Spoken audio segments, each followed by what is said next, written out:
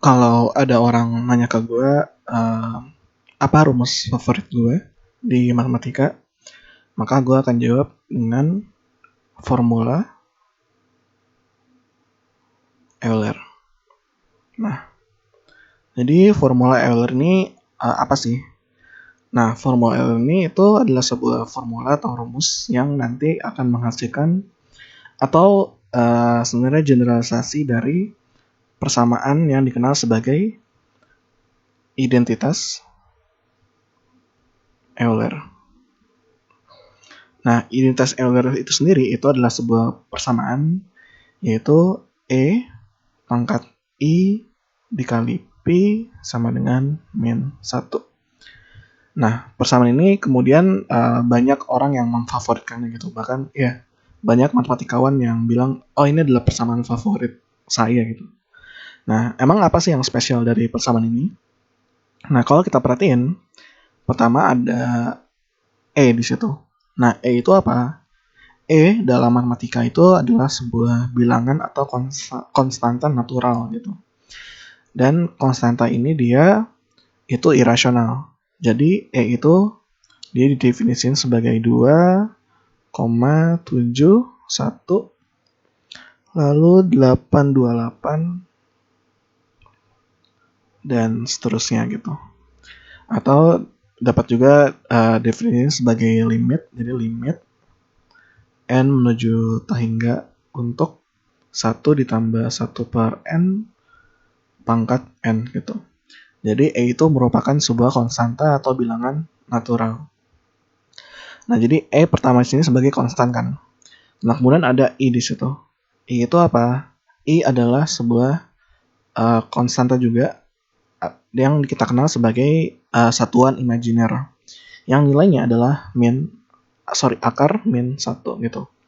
Kenapa disebut imajiner atau ya imaginary? Karena di sini dia akar min 1 kan.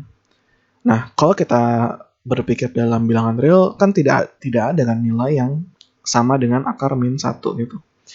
Kenapa? Karena tidak ada kuadrat dari bilangan real yang hasilnya adalah negatif kan atau min 1.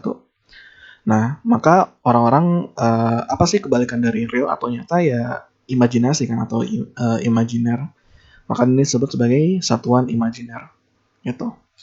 Nah, I sama dengan akar min 1. Kemudian di sini ada pi gitu. Walaupun lebih tepatnya di sini adalah pi rad kan gitu. Radian, pi radian.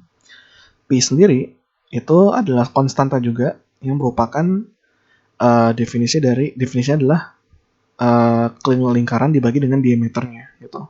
Yang nilainya ya mungkin banyak yang udah hafal yaitu 3,14159 dan seterusnya gitu. Dia juga bentuknya irasional sama kayak E gitu. Nah, bedanya cuma tadi kan pi di sini kan dia pi radian kan gitu. Jadi di sini sebagai apa ya? Sebagai pengganti dari sudut gitu. Jadi di sini kita punya E sebuah konstanta dipangkatin dengan sebuah satuan imajiner dan dia di pangkatnya itu ada juga pi gitu. Dan di sini pi-nya itu sebagai sudut kan gitu, pi radian gitu. Nah, ketiganya dikombinasiin dalam sebuah eksponen ini, kemudian menghasilkan min 1, bilangan negatif gitu. Jadi ketiga bilangan yang bisa dibilang cukup sulit, cukup aneh, ketika disatuin ternyata jadi sebuah bilangan yang sederhana gitu, min 1. Dan anehnya yang muncul di sini bilangan negatif kan. Padahal E sendiri itu adalah bilangan positif gitu. 2,71 sekian. Kenapa ketika dipangkatin dengan I, P, dia jadi bilangan negatif? Nah, itu aneh kan. Nah, makanya orang-orang atau banyak matematikawan itu memfavoritkan persamaan ini, yaitu identitas Euler. Nah, di sini gue sebenarnya kebanyakan pengen ngomongin ini sih sebenarnya, formula Euler gitu. Yang menurut gue justru lebih menarik sih untuk dibahas gitu dibandingkan identitas Euler sendiri gitu. Kenapa? Karena kalau kita punya formula Euler, kita bisa dapetin persamaan-persamaan lainnya yang mirip dengan identitas Euler gitu. Nah, jadi sekarang kita mau bahas tentang formula Euler. Nah, untuk mendapatkan formula Euler itu ada dua hal yang perlu kita review. Pertama adalah tentang konsep bilangan kompleks. Bilangan kompleks. Dan yang kedua itu adalah deret Maclaurin. Nah, kalau ada yang tidak familiar dengan dua hal ini, it's okay sebenarnya. Karena di sini kita cuma review sedikit aja gitu. Jadi nanti mungkin bisa diperdalam sendiri. Nah, pertama tentang bilangan kompleks. Apa itu bilangan kompleks? Singkat adalah, kan kita kenal bilangan real kan, gitu. Yang isinya ya ada bilangan positif, bilangan negatif, bilangan bulat, pecahan, terus bilangan irasional kayak tadi E dan P. Itu semua masuk dalam bilangan real. Tapi sebenarnya bilangan itu nggak berhenti sampai bilangan real aja. Namun dapat kita expand atau dapat kita perluas itu menjadi bilangan kompleks gitu. Nah, bilangan kompleks sendiri apa? Bilangan kompleks itu dapat kita tulis atau notasinya adalah biasanya seperti ini. A ditambah I kali B gitu. Nah, di mana di sini kan ada 3 buah variabel atau huruf di sini. Nah, A dan B itu sebenarnya adalah ini konstan gitu. Jadi A dan B di situ adalah bilangan real gitu. Jadi ya tadi yang masuk dalam sini itu adalah A dan B. Nah, cuma bedanya adalah B di sini dikalikan dengan I. Nah, I sendiri tadi kalau masih ingat itu adalah satuan imajiner, yaitu akar min 1 gitu. Dan masing-masing A dan IB itu dijumlah. Nah, itu akan menjadi bilangan kompleks. Nah, jadi contohnya bilangan kompleks itu adalah misalkan Z1 sama dengan 1 ditambah 2I gitu. Atau misalkan yang lain adalah 3 dikurang 5I. Nah, ini adalah contoh dari bilangan kompleks. Nah, bilangan kompleks, kan kalau bilangan real, itu kan biasanya digambarkan dalam sebuah garis bilangan kan. Jadi kalau kita punya garis, biasanya ada titik 0, kemudian di kanannya itu adalah bilangan positif, ada 1, 2, dan seterusnya. Kemudian yang di kiri itu bilangan negatif, ada min 1, min 2, dan seterusnya gitu. Nah, bagaimana kita menggambarkan bilangan kompleks? Nah, bilangan kompleks tadi kan ada 2 buah bilangan real kan, A dan B. Kalau satu bilangan real aja itu digambarkan dalam sebuah garis, maka untuk menggambarkan 2 bilangan real butuh 2 buah garis kan. Nah, maka bilangan kompleks dapat kita gambarkan dalam sebuah bidang gitu.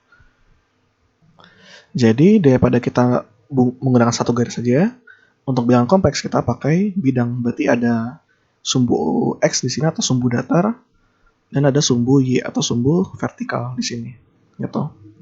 Nah, jadi bilangan kompleks A ditambah IB itu dapat didefinisikan sebagai sebuah titik dalam bidang ini gitu. Beda dengan bilangan real yang digambarkan dalam sebagai titik dalam garis gitu. Contohnya misalkan 1 itu kan digambarkan sebagai titik kayak gini dalam garis. Nah, kalau A tambah IB berarti ada sebuah titik di sini di mana posisinya dalam datar itu adalah A dan dalam sumbu tegak itu adalah B gitu. Sehingga titik ini adalah Z, yaitu A tambah I B gitu. Nah, A di sini itu sebenarnya akan kita kenal sebagai bagian real gitu. Atau kita singkat sebagai RE karena dia real kan, bilangan real gitu. Sedangkan IB itu disebut sebagai bagian imajiner atau IM gitu. Karena dia dikali dengan satuan imajiner gitu. Jadi ini lebih tepatnya dikalikan dengan IB gitu. Nah, sehingga sebuah bilangan kompleks digambarkan sebagai sebuah titik dalam bidang gitu. Nah, jadi itu review singkat tentang bilangan kompleks itu sendiri ya secara umum. Nah, sekarang gue mau mau sedikit bahas tentang sifat-sifat dari bilangan I ini gitu, satuan imajiner ini. Nah, satuan imajiner atau I itu punya sifat khusus yang sebenarnya gue namain jadi ini sih siklus I pangkat N gitu. Nah, apa sih siklus I pangkat N? Jadi, kalau N kita definisiin sebagai bilangan cacah, 0, 1, 2, 3, dan seterusnya, itu ada pola atau siklus yang terbentuk gitu. Nah, sekarang kita coba dari N sama dengan 0 dulu, yang paling kecil. I pangkat 0 gitu. Nah, I pangkat 0 itu berapa? Nah, berapapun pangkat 0 itu kan sama dengan 1, kecuali 0 gitu. Jadi 0 pangkat 0 itu nggak terdefinisi. Maka I pangkat 0 itu simply jadinya sama dengan 1 gitu. Oke. Nah, terus kalau I pangkat 1, berarti jadinya kan I aja kan, nggak berubah. Jadi I gitu. Terus gimana dengan I kuadrat? Nah, I kuadrat berarti kan I dikali dengan I kan. Dimana I sendiri tadi adalah akar min 1. Berarti kalau kita kuadratin, akarnya hilang kan? Tinggal apa? Min 1. Oke, min 1 gitu. Terus I pangkat 3 gimana? I pangkat 3 itu kan bisa kita pecah jadi I kuadrat dikali sama I. I kuadrat kan min 1. Berarti min 1 kali I, min I gitu. Oke. Terus kalau I pangkat 4. I pangkat 4 berarti kan sama dengan I kuadrat terus dikuadratin lagi kan. Karena I kuadrat sama dengan min 1, berarti min 1 kuadrat sama dengan 1 gitu. Nah, lihat bahwa kita punya I pangkat 4 sama dengan 1. Terus kan tadi kita punya I pangkat 0 sama dengan 1 juga kan. Nah, jadi ini kalau kita terusin, misalkan I sama dengan 5, I pangkat 5, itu kan jadinya I pangkat 4, yaitu 1 dikali sama I kan. Jadinya I lagi, gitu.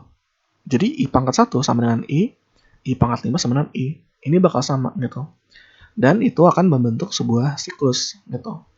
Jadi siklusnya adalah 1, I, min 1, min I, 1, I, dan seterusnya gitu.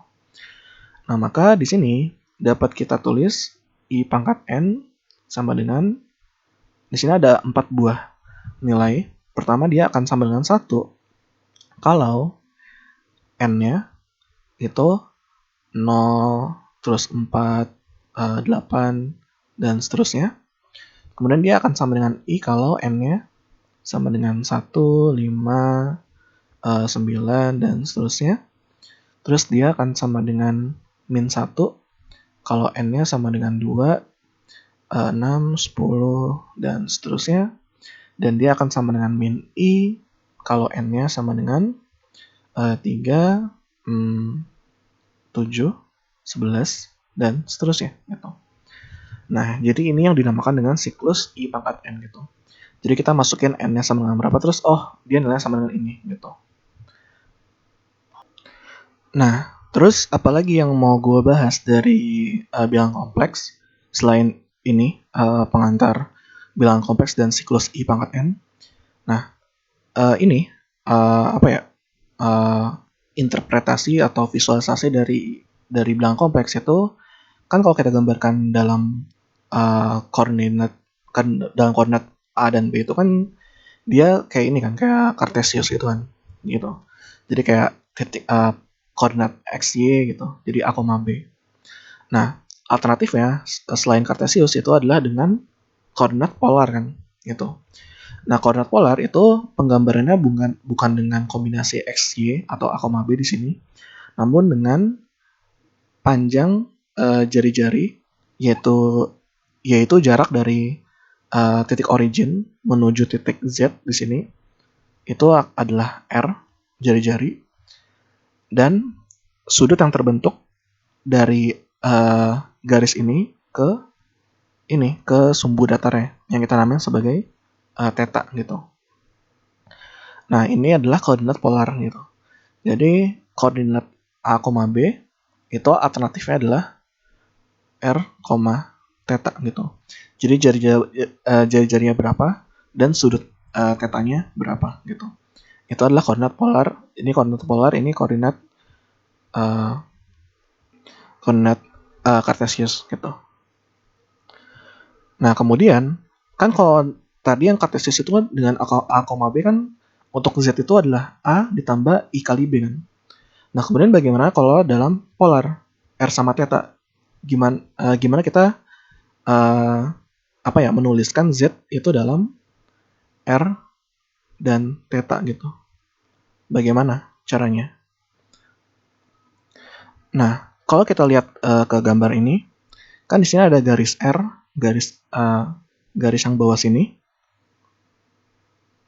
dan garis yang ada di sini kan.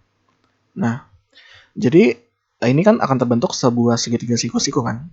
R, garis yang bawah sini, dan garis tegak yang ada di sini. Nah, garis yang bawah yang ada di sini itu kan sebenarnya panjang dari titik 0 sampai titik A sini kan. Maka panjangnya adalah A gitu.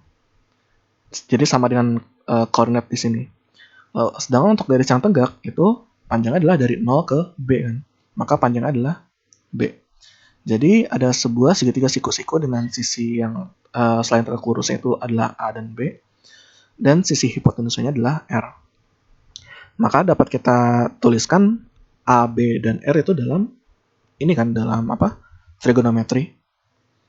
Jadi kita bakal punya, kalau kita bagi A dengan R itu kan sebenarnya sama aja dengan cos theta kan, gitu. Jadi A per R itu adalah cos theta, gitu. Jadi sisi di samping sudut theta dibagi dengan hipotenusa, gitu. Nah, terus kalau B gimana? B itu kan di depan sudut theta kan. Berarti B per R itu adalah definisi dari sin theta, gitu. Nah, jadi kita punya A per R sama dengan cos theta, terus B per R sama dengan sin theta, gitu. Maka, kalau kita kali kedua ruas dengan R, maka kita bakal dapat A sama dengan R cos theta, dan B adalah R sin theta, gitu. Maka, karena Z sama dengan A tambah IB, maka kita bisa substitusi A dan B dengan masing-masing ini, nilai R cos theta dan R sin theta. Maka, Z itu dapat kita tulis sebagai R cos theta ditambah I dikali R sin theta, gitu. Nah, jadi selain kita menuliskan bilangan kompleks dalam koordinat Cartesius sebagai A tambah IB, kita bisa juga tulis dia sebagai dalam koordinat polar itu sebagai R cos theta ditambah I kali R sin theta, gitu. Nah, cuma kalau dengan koordinat polar itu ada alternatif lain penulisannya sebenarnya. Selain dengan R cos theta ditambah IR sin theta, gitu. Nah, itu sebenarnya premis awal dari formula Euler, gitu. Nah, sekarang cara ubahnya emang gimana sih? Cara ubah ini jadi bentuk yang lain, gitu. Nah, untuk kita ngebahas formula Euler di sini, gue pengen asumsi dulu, atau kita pakai kasus lain di mana kita ngambil jari-jarinya itu sama dengan 1, gitu. Nah, kalau jari-jarinya sama dengan 1, maka kita sini tulis Z aksen. Jadi versi yang lebih simpel daripada Z, yaitu cos theta ditambah I sin theta, gitu. Nah, oke, jadi itu review sedikit dari bilangan kompleks yang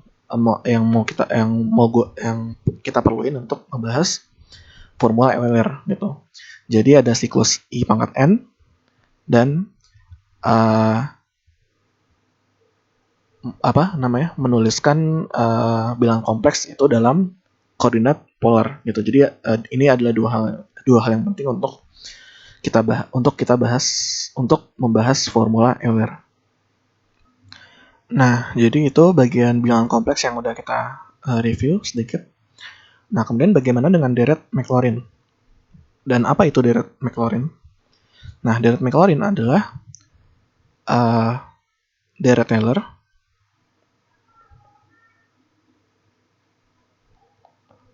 untuk A sama dengan 0, gitu. Jadi dia adalah merupakan versi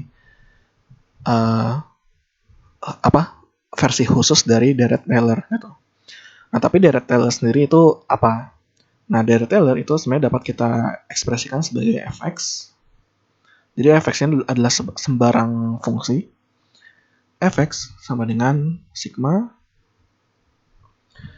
untuk n dari n sama dengan 0 sampai tak hingga untuk f turunan ke n untuk x min a. Sorry, bukan x min a tapi x a. Sorry, a aja gitu. Jadi f turunan ke n untuk a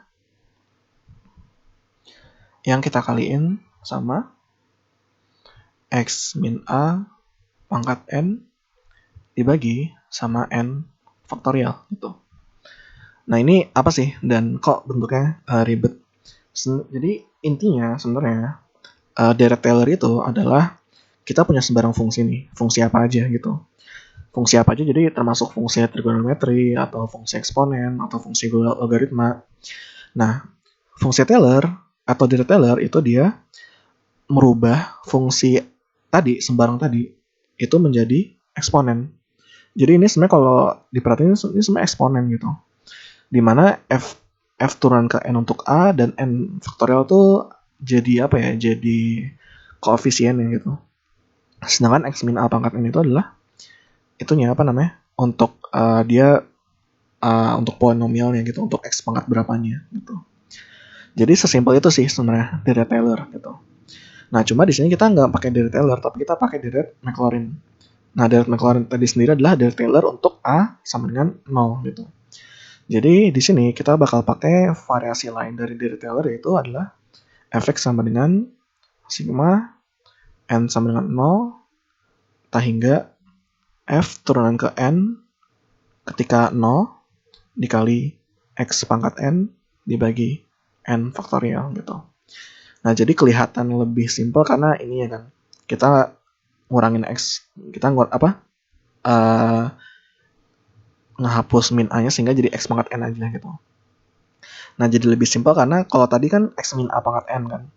Nah, x min a-nya itu ngebikin jadi lebih ribet sih gitu. Karena kalau misalkan x min a pangkat 3 aja misalkan, itu kan jadi x pangkat 3 dikurang 3ax kuadrat gitu. Jadi ada kayak lebihannya. Sedangkan untuk Dirac Maclaurin itu jadinya lebih simpel. Untuk n sama dengan 3 ya udah x pangkat 3 aja, udah selesai gitu. Jadi dia merupakan versi lebih sederhana dari Dirac Taylor gitu. Nah, contohnya apa aja sih penggunaan Dirac Maclaurin ini? Nah, penggunaannya adalah kita bisa rubah fungsi trigonometri dan fungsi eksponen itu menjadi fungsi polinomial aja gitu. Nah, contohnya adalah misalkan sin x gitu. Kan sin x kan ini kan trigonometri kan, sin x gitu. Nah, sin x kan merupakan sebuah fungsi trigonometri. Nah, apa sih Dirac Maclaurinnya untuk sin x? Nah, Dirac Maclaurin adalah x min x pangkat 3 per 3 faktorial ditambah x pangkat 5 per 5 faktorial dikurang x pangkat 7 per 7 faktorial ditambah dan seterusnya gitu. Nah, kenapa sampai seterusnya? Karena di sini kalau diperhatiin dia sampai tak hingga kan gitu. Jadi Dirac Maclaurin itu dia menuju tak hingga gitu. Nah, kalau dia menuju tak hingga, maka ini nilainya akan sama dengan sin x gitu. Jadi kayak keren gitu kan. Ternyata fungsi trigonometri bisa kita definisi sebagai fungsi polinomial aja ternyata gitu. Nah, kalau mau dibahas lebih sedikit kenapa spesial, karena polinomial itu kan lebih gampang untuk diturunkan atau diintegralkan kan gitu daripada fungsi trigonometri gitu. Makanya kalau ini bisa dibikin Dirac Maclaurin itu lebih bagus gitu. Meskipun ini emang ini sih agak kurang realistis karena dia sampai tak hingga gitu. Nah, oke, kita lanjut. Kan tadi kita punya sin x gitu. Terus selain sin x ada cos x kan. Nah, kalau cos x gimana? Dirac Maclaurin ya. Itu Diracnya adalah 1 dikurang x kuadrat per 2 faktorial ditambah x pangkat 4 per 4 faktorial dikurang x pangkat 6 per 6 faktorial dan ditambah dan seterusnya gitu. Jadi agak beda sedikit dengan sin x. Kalau tadi kan x dikurang x pangkat 3, terus kalau ini kan 1 dikurang x kuadrat per 2 faktorial gitu. Nah, sekarang kita coba reality check dulu. Emang ini beneran sama dengan sin x ataupun cos x gitu. Nah, salah satu case untuk bilang ini benar atau enggak, contoh sederhananya kita ambil ini aja, X sama dengan 0 gitu. Kalau kita masukin X sama 0 ke sin X kan dapatnya sin 0 kan. Dan sin 0 sama dengan 0. Dan kalau kita perhatiin di sini kan tiap sukunya punya faktor X. Sehingga kalau kita masukin X sama 0 jadinya 0 semua kan. Maka kiri dan kanan sama gitu.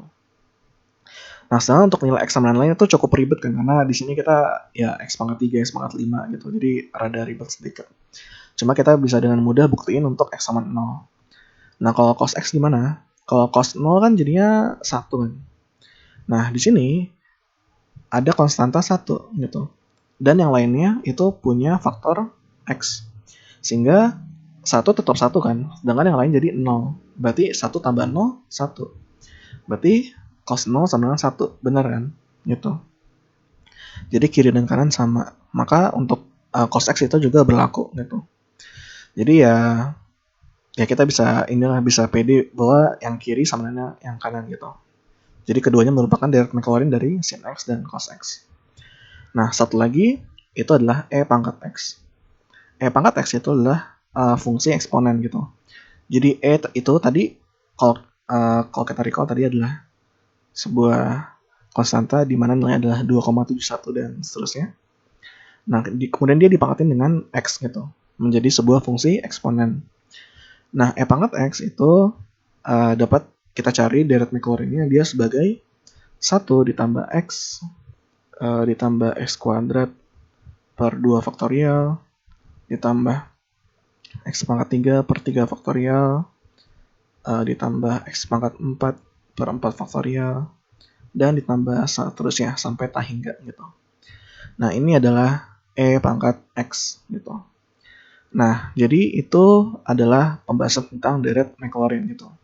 Jadi direct Maclaurin merupakan versi khusus atau versi yang lebih sederhana dari direct Taylor di mana untuk A sama dengan 0 gitu. Sehingga kita dapatkan fx itu adalah atau sama dengan sigma n sama 0 sampai tak hingga untuk f turun ke n ketika 0 dikali x pangkat n dibagi n faktorial gitu. Nah, contohnya adalah di sini sin x dapat kita tulis sebagai demikian, cos x dapat kita tulis sebagai demikian, dan e pangkat x dapat kita tulis sebagai demikian gitu. Dan ini akan kita gunakan juga untuk nyari formula Euler. Jadi direct Maclaurin udah selesai kita bahas gitu.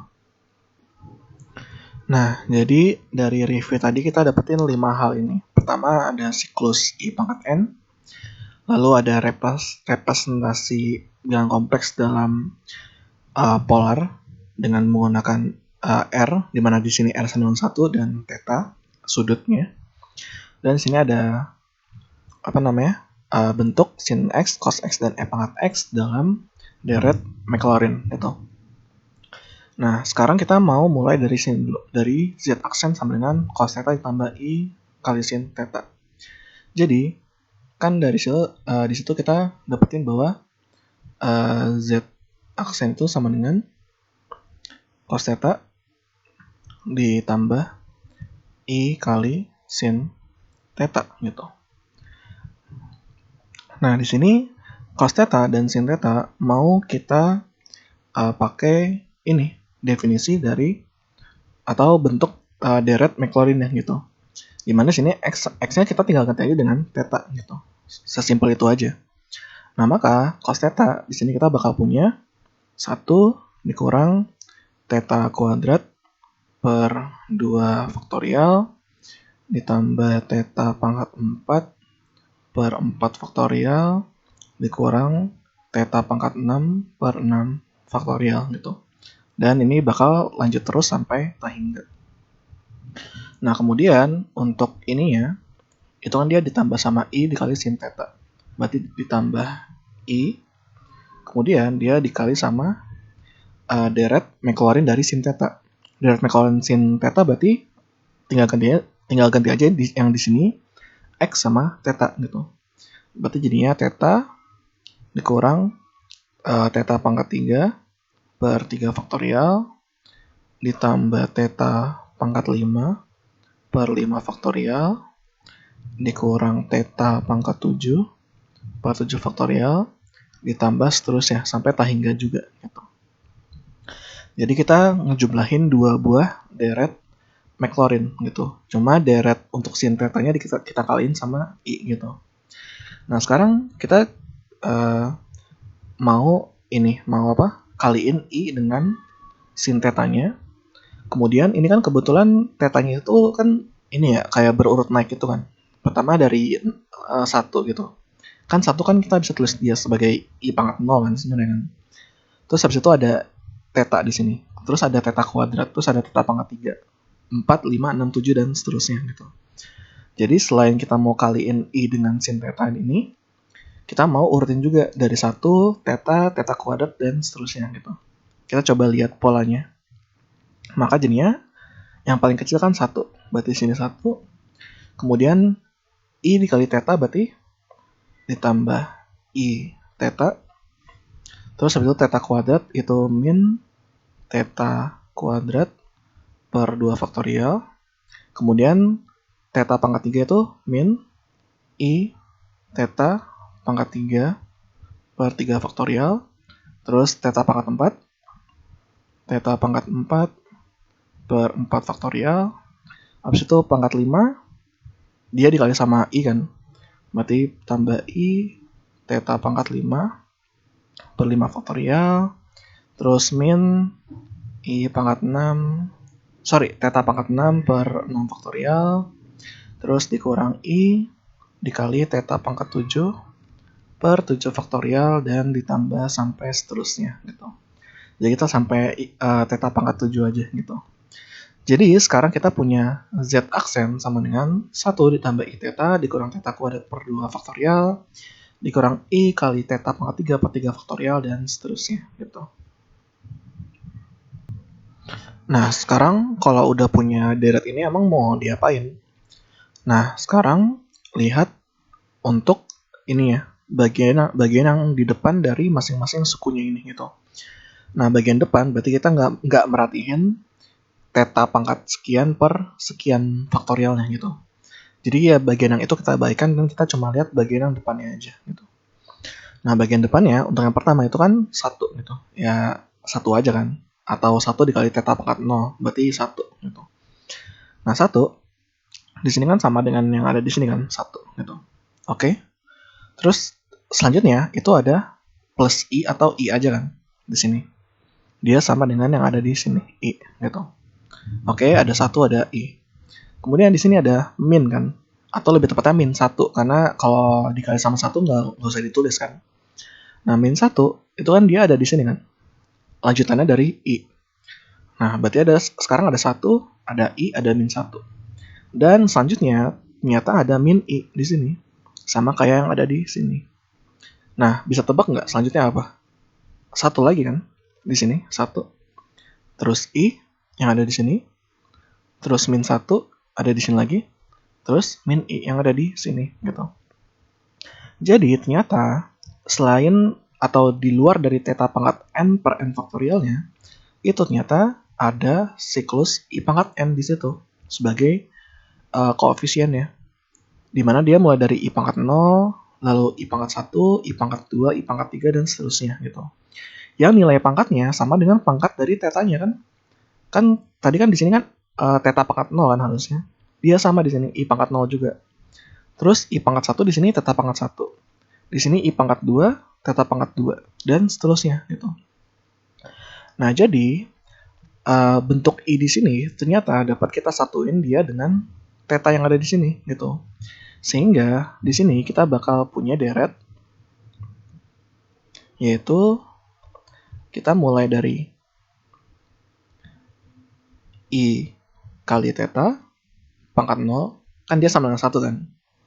Habis itu I kali teta pangkat 1, jadinya I kali teta, kemudian ditambah I kali teta kuadrat, jadinya yang ada di sini, per 2 faktorial, ditambah I kali teta pangkat 3 per 3 faktorial, jadi yang ada di sini, ditambah I kali teta pangkat 4 per 4 faktorial, jadi yang ada di sini. Terus di sini kita tulis sampai pangkat 5 aja ya. I kali theta pangkat 5 per 5 faktorial yang jadinya ada di sini. Dan seterusnya gitu. Jadi sekarang deret yang tadi yang I sama 1 sama I-nya itu apa ya, ditulisnya beda-beda kan. Ada 1, ada I, ada min 1, dan ada min I. Yang ternyata adalah siklus I pangkat N, berarti kita bisa tulis dia dalam I pangkat N aja gitu. Yang ternyata sama dengan pangkat dari tetanya. Maka I sama teta kita gabung aja jadi I kali teta gitu. Sehingga sekarang deretnya jadi I kali teta pangkat 0 ditambah I kali teta pangkat 1 ditambah I kali teta pangkat 2 per 2 faktorial dan seterusnya gitu. Jadi terlihat lebih sederhana kan gitu. Nah, terus kalau udah dapet itu mau diapain lagi? Nah, lihat bahwa di sini kalau I kali tetanya kita anggap sebagai sebuah variabel, misalkan X gitu. Maka di sini adalah X pangkat 0 atau 1, terus X pangkat 1 itu X, terus X kuadrat per 2 faktorial, X pangkat 3 per 3 faktorial, dan seterusnya. Nah, itu apa? Nah, itu kan deret Maclaurin dari E pangkat X kan? 1 tambah X kuadrat per 2 faktorial ditambah X pangkat 3 per 3 faktorial, dan seterusnya. Gitu. Cuma bedanya X-nya itu adalah I kali theta gitu. Maka ini dapat kita tulis saja sebagai ini bentuk eksponennya gitu. Jadi dari deret Maclaurin kita tulis ulang kembali dalam bentuk eksponennya gitu. Nah, karena X-nya adalah I kali theta, berarti di sini kita dapat tulis sebagai E pangkat I theta gitu. Jadi Z bilangan kompleks dengan R sama dengan 1 ternyata dapat ditulis sebagai E pangkat I kali theta gitu, dimana theta adalah sudut yang terbentuk oleh R dan sumbu datar ya gitu. Nah, jadi kesimpulannya dari sini adalah ternyata E pangkat I kali theta itu dapat kita tulis sebagai cos theta ditambah I kali sin theta gitu. Jadi ternyata bilangan kompleks itu dapat kita tulis sebagai eksponen gitu. Jadi nggak se mainstream atau nggak seumum ini gitu kan, ini masih terlihat umum kan. Ternyata bilangan kompleks dapat kita tulis sebagai ini E pangkat I kali theta gitu. Nah, dan ini E pangkat I theta sama dengan cos theta ditambah I kali sin theta itu adalah yang dikenal sebagai formula Euler gitu. Dan menurut gue ini lebih indah sih daripada identitas Euler itu sendiri gitu. Dan gue tidak mendiskreditkan sedikit pun ya tentang identitas Euler. Cuma menurut gue ini lebih cantik aja gitu rumusnya gitu. Dan gue pas awal ketemu sama formula atau rumus Euler ini, gue ini sih kayak keren aja gitu. Ternyata sebuah bilangan, apalagi bilangan kompleks yang aneh gitu, ternyata dapat ditulis sebagai E pangkat I theta gitu. Dan gue sampai sekarang masih merasa aneh aja sih sama ini. Sehingga makanya ini jadi rumus favorit gue gitu. E pangkat I theta sama dengan cos theta ditambah I kali sin theta gitu.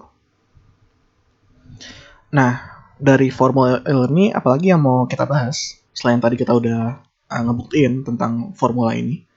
Nah, yang pertama, ini kan untuk representasi bilangan kompleks ya, itu kan tidak berlaku untuk umum kan, karena dia tadi kita misalin Z aksen itu kan tadi adalah Z untuk R-nya sama dengan 1 kan. Tapi untuk R sama dengan bebas gimana? Nah, tadi kalau kita tulis ulang lagi, Z itu adalah R cos theta ditambah I kali R kali sin theta kan. Nah, lihat bahwa masing-masing sukunya punya faktor R. Berarti kita bisa faktor jadi R aja. Dikali cos theta ditambah I kali sin theta gitu. Nah, ini kita substitusi sama E pangkat I theta gitu. Maka jadinya kita punya R dikali E di pangkat I theta gitu. Nah, sehingga ini udah komplit nih gitu. Ada R-nya, ada theta-nya gitu. Jadi kalau kita punya bilangan kompleks itu di sini kita pakai garis putus-putus karena kan kita butuhnya titik doang kan. Jadi titik Z di sini kalau panjang jari-jarinya adalah R dan sudut yang terbentuk adalah theta, itu ternyata bisa kita tulis sebagai R kali E pangkat I theta gitu. Jadi nggak hanya dengan ini aja, dengan cos theta ditambah I sin theta atau A tambah IB aja gitu. Tapi bisa juga dengan ini gitu. Dan ini makin nambah istimewa lagi kan tentang formula Euler ini gitu. Jadi kita bisa terapkan dia dalam representasi bilangan kompleks secara umum gitu. Nah, kemudian apa lagi? Nah, formula Euler kemudian kita bisa pakai untuk buktiin identitas Euler kan yang tadi awal kita bahas yang jadi persamaan favorit banyak matematikawan gitu. Nah, caranya adalah kita substitusi aja theta dengan pi kan. Jadi kalau kita substitusi theta sama dengan pi, maka kita bakal punya E pangkat I pi gitu. Dimana dia sama dengan cos pi ditambah I sin pi gitu. Nah, cos pi sama dengan min 1 dan sin pi sama dengan 0 kan. 0 dikali I 0 berarti min 1 tambah 0 min 1 gitu. Udah dapat E pangkat I pi sama dengan min 1. Selesai. Gitu. Dapat kita identitas Euler gitu. Atau alternatif penulisannya biasanya dijadiin ruas kiri semua. E pangkat I pi ditambah 1 sama dengan 0 gitu. Ini juga biasa ditulis sebagai demikian gitu. Nah, terus apalagi yang bisa kita cari? Nah, alternatifnya itu selain pi sebenarnya ada lagi kita pakai tau. Jadi tau itu kalau kita substitusi theta dengan tau. Nah, tau itu sebenarnya definisinya gampang sih. Yaitu 2 kalinya pi aja sebenarnya gitu. Cuma ada beberapa matematikawan sebenarnya lebih suka pakai tau daripada pakai pi gitu. Nah, kalau pakai tau gimana? Berarti E pangkat I tau sama dengan cos tau ditambah I kali sin tau. Nah, tau karena dia sama dengan 2pi berarti cos tau itu sama dengan 1, sin tau sama dengan 0, 0 kali I itu 0, 1 tambah 0 itu 1 gitu. Maka E pangkat I tau sama dengan 1 atau E pangkat I tau min 1 sama dengan 0 gitu. Jadi ini semacam kayak kawannya dari identitas Euler gitu. Cuma kita di sini pakai tau dan bukan pi gitu. Nah, jadi itu pembahasan untuk formula Euler dan identitas Euler gitu. Yang tadi formula Euler kita bisa pakai untuk ini, untuk representasi bilangan kompleks, dan tadi kita juga nemuin sebuah persamaan yang cukup spesial yaitu identitas Euler gitu.